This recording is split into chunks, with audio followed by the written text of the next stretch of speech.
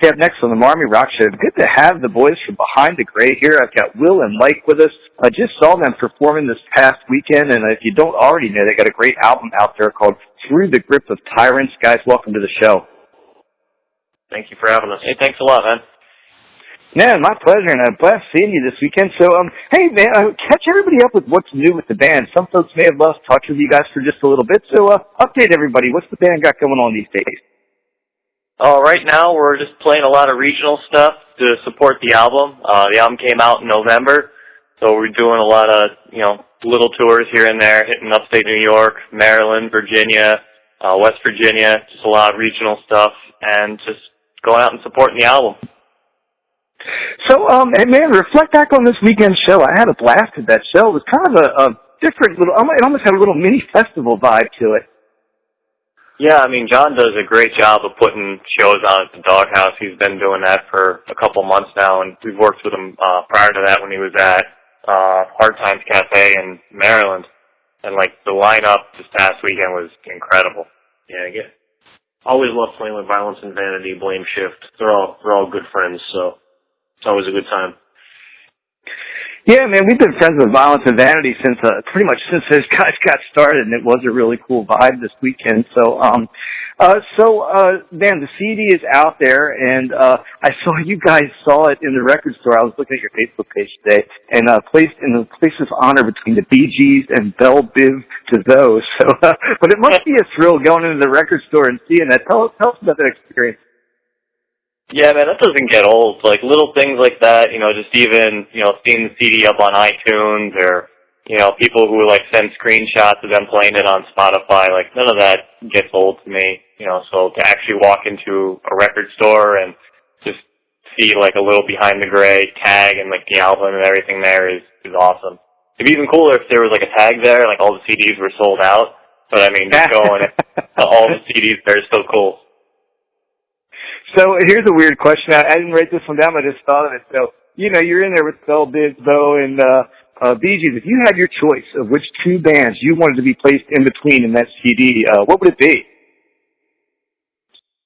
Does it have to be alphabetical? No, just the place of honor. I want to be between these guys. I'm going to say Deftones and Seven Dust. I'm immediately going to agree with that comment and just go right in between Deftones and Seven Dust. That would be awesome.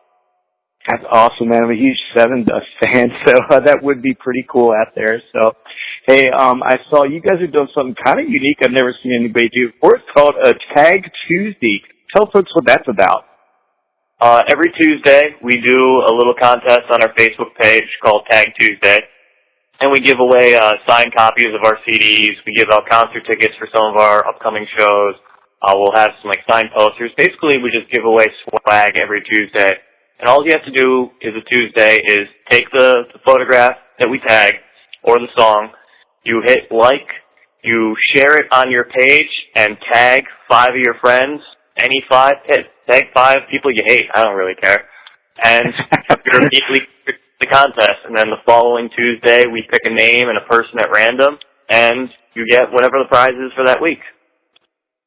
Yeah, it's a pretty cool deal. So, not much work to get a chance to win a signed CD or some concert tickets. So, good deal there. I like it. Tag Tuesday from Behind the Gray. So, hey, I mentioned the CD, Through the Grip of Tyrants, and a couple songs I wanted to ask you about. So, the first one I was kind of drawn to is kind of an angry tune, man. It's called, The Crack Inside. So, tell me what that tune's about.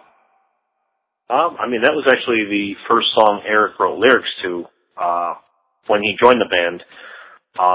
Lyrically, that was all him, and obviously, he had some, relationship issues at the time, and, I think he wrote it universally enough that it was just that frustrated feeling of just telling someone to, back off, lay off, and just having someone who's much of a waste in your life. You don't want to waste the time on them or waste the energy and the breath on them anymore. And I think it was just one of those songs that got that frustration out for him.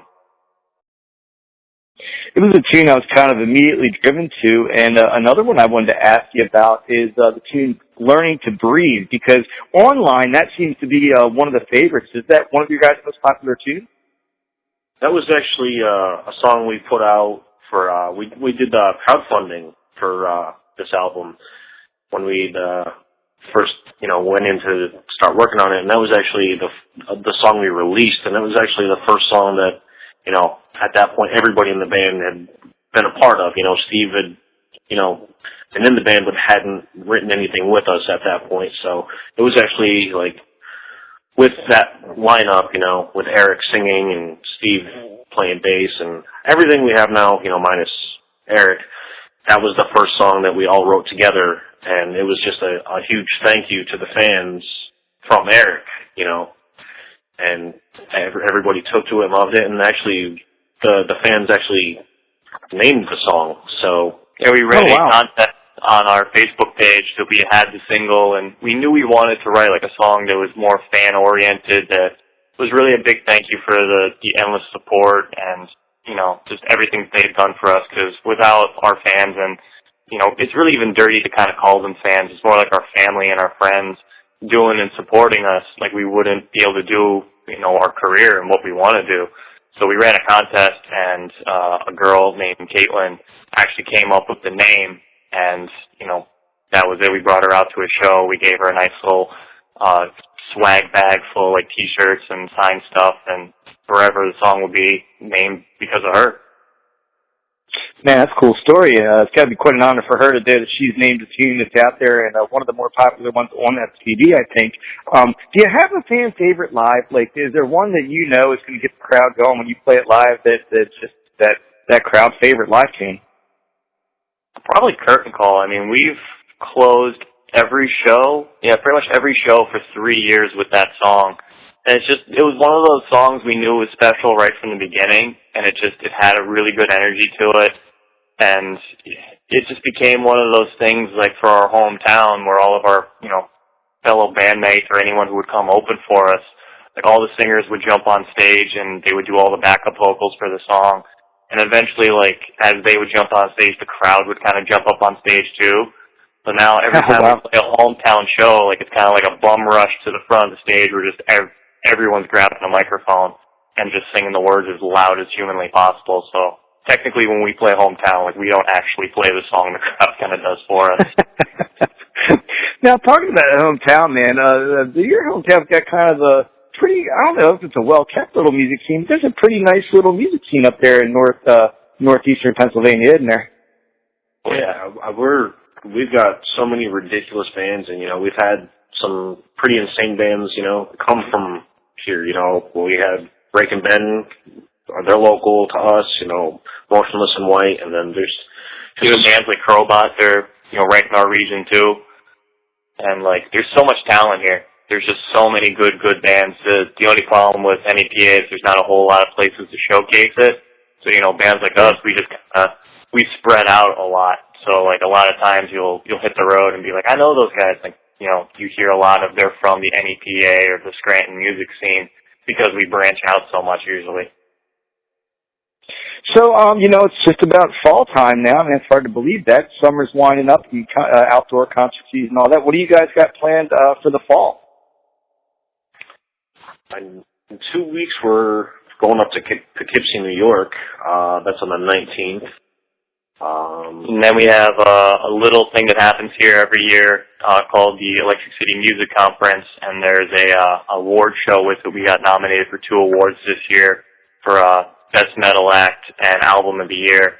So we're going to hit the award show, and then pretty much for the most of the fall and into the winter, we're actually writing right now, and we're going to be a little bit on the DL to try and hit the studio for the winter.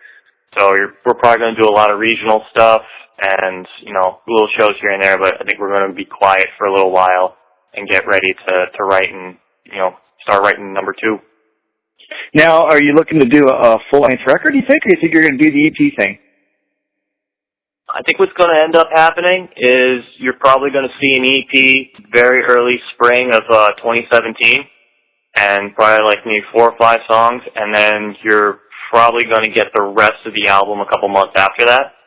But, we just got Dom in the band like maybe a month or 2 ago, and, we started writing, and the chemistry's been really good, so, like, we don't want to, we're just kind of kind of trap lightning in a bottle right now, so we're just kind of going to go in and see what we have and address it from there, because we're not going to put out anything we're not 100% proud of.